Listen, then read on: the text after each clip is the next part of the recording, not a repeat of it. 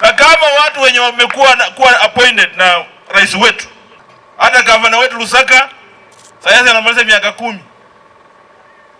Inasikia president amemjukua, yeye ndiye amekuwa representative wetu wa Western Province. Anapeleka kila kitu chenye na unataka niendelee.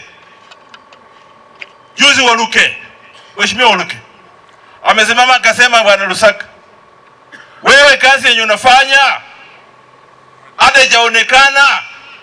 Sasa ukitembea ukiambia watu 2 term itakusaidia kweli? Na kusema ukweli, nataka nitume PS. Sisi Lusaka bila ameingia the second term, lazima atuambie ametufanyia kazi gani. Sasa president amweke kando, achukue vijana wa nguvu kama sisi, tuambie 2 term. Hapo namna gani?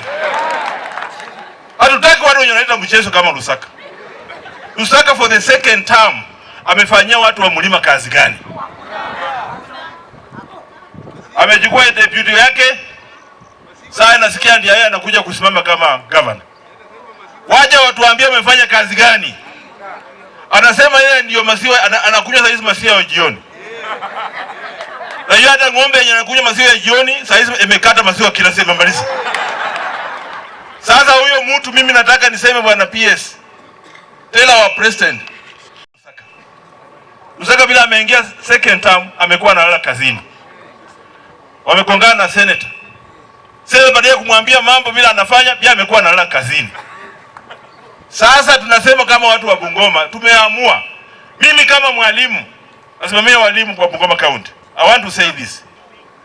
Mtu mwenye anajua anasema anapepa mizigo yako kwa fimbo, ati Mheshimiwa Ruto amuone.